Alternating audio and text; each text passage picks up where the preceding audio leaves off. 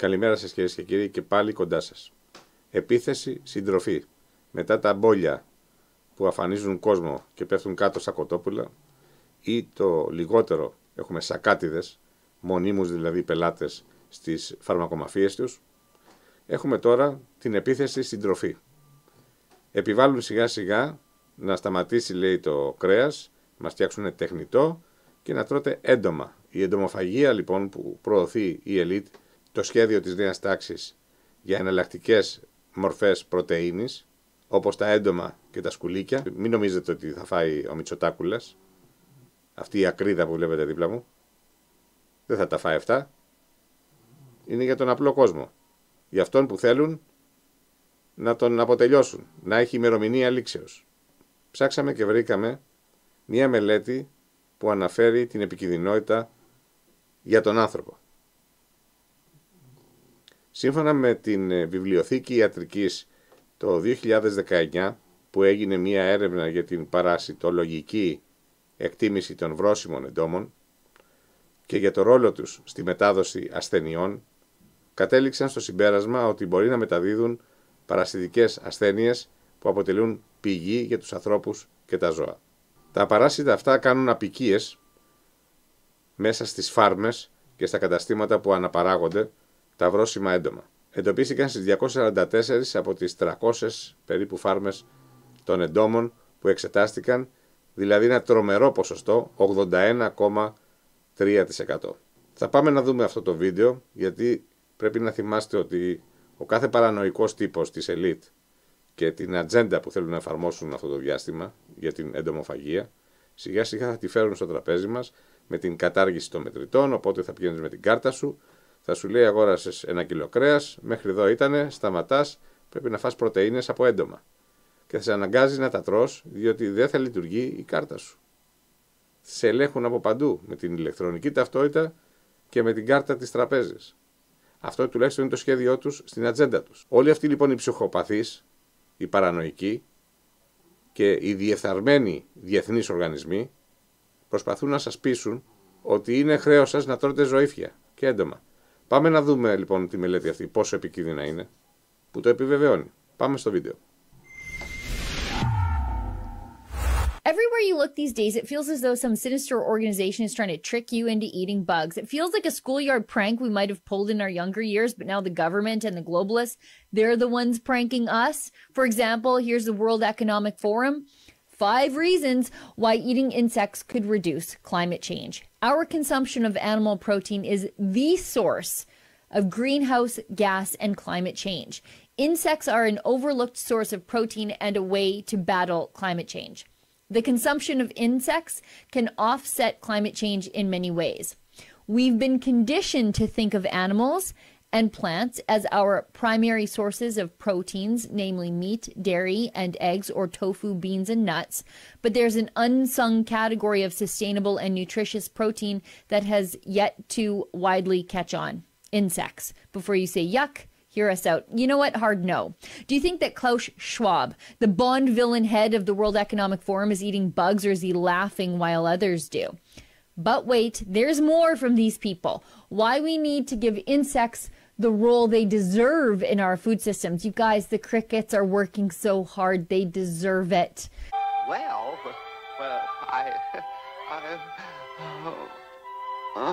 Could insect farms meet our food demands of the future? And here is the Canadian government funding a cricket farm in London, Ontario, the world's largest facility of its kind. They say the farm is making cricket protein powder for pet food, but that's not the long-term goal here. Human pet food is the real plan, and they actually admit it. Look at this. Crickets have this incredible ability to convert what they eat into protein biomass, said Mohammed Ashur, co-founder of Aspire Food Group, who for the last 6 years has operated a research and development facility in Austin, Texas. Okay, let's just stop right here for a minute, because ruminants, like cattle, they do the exact same thing. They take plants and cellulose, you know, the things that we humans have difficulty digesting, and they turn it into protein and fat and DHA and B12. They're amazing. Beef is a superfood. Anyway, let's get back to these bug merchants. We have a massive growth in both population and appetite for protein, while at the same time we're seeing a significant reduction in arable land and resources to produce food. Our long-term vision is to make sure that this is a protein source that can be available and affordable to genuinely address food insecurity in many countries around the world, he said. And you paid your future cricket meal overlords $8.5 million to scale up that bug ranch, by the way, so I don't know, eat up, friends. At the same time, around the world, we are seeing attacks on meat farmers. Canada just backed off of a plan to label ground meat as bad for your health after a huge pushback from industry and consumers, thank goodness. And farmers are protesting right now in the Netherlands after the government told them they basically have to cull 30% of their livestock to meet carbon emissions goals. It's a bizarre scheme that will drive up the price of real meat, leaving it out of the price range for normal Dutch people. But that's okay, because while the rich elites eat the steak only they can afford, Dutch people feeling the crunch of grocery store prices can just eat crickets like they're labradoodles. Now, here's one thing these anti-nutritional cricket pusher globalists don't want you to know. Insects are dangerous to eat, not just to the people weird enough to consume them. I knew when you said trendy protein bars, there was something that made it trendy.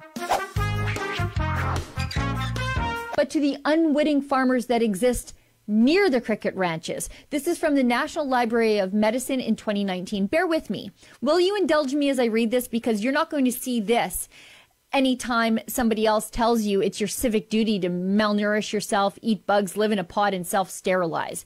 A parasitological evaluation of edible insects and their role in the transmission of parasitic diseases to humans and animals. From January 1st, 2018, came into force Regulation EU 2015-2238 of the European Parliament and of the Council of 25 November 2015, introducing the concept of novel foods, sounds sinister, including insects and their parts.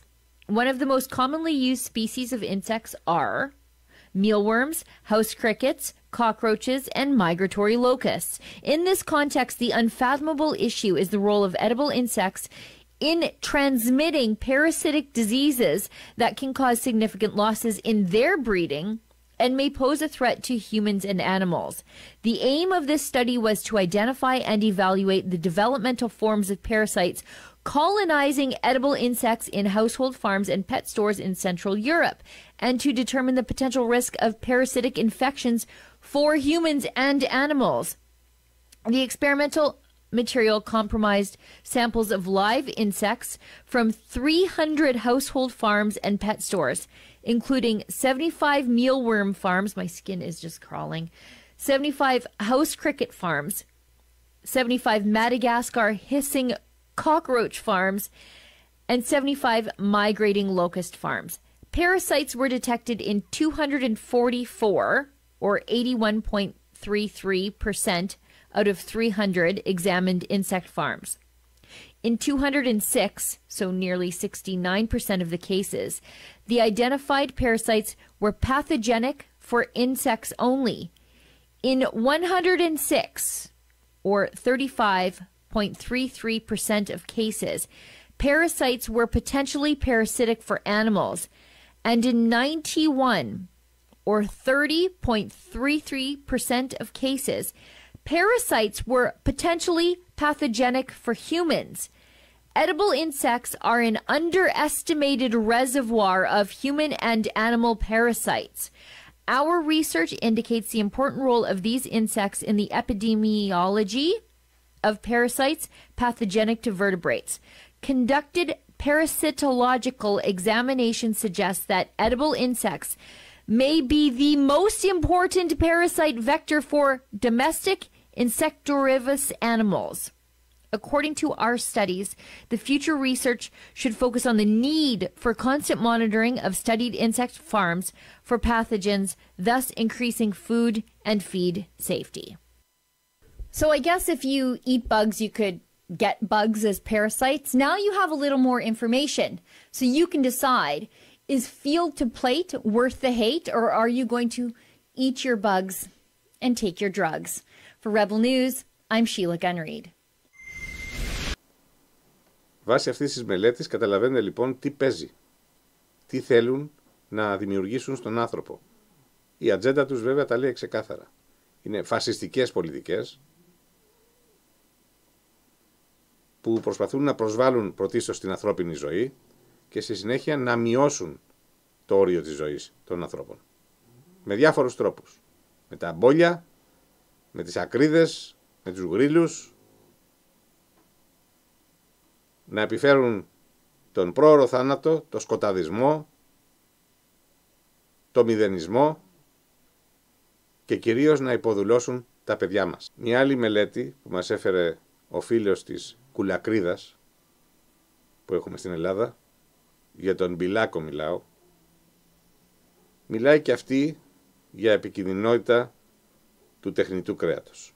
Εδώ, ο φίλος μας ο Μπιλάκος. Και εδώ η μελέτη. Μπορείτε να τα δείτε αυτά στο amazonios.net, έχουν δημοσιευτεί. Να και εδώ η σελίδα που παραπέμπουμε. Τα λέει ξεκάθαρα.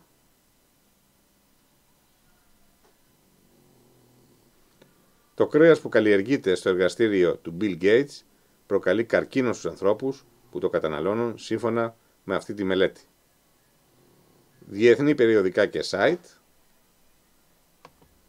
το αναφέρουν, ρίχνουν φως σε αυτό το θέμα που εδώ δεν τα λένε στη χώρα μας, αφού χρησιμοποιούν κυταρικές σειρές για να αναπτύξουν με ρυθμούς αρκετά μεγάλους και να φουσκώνουν, να φτιάχνουν κρέας δηλαδή, για να τροφοδοτούν τις επιχειρήσεις.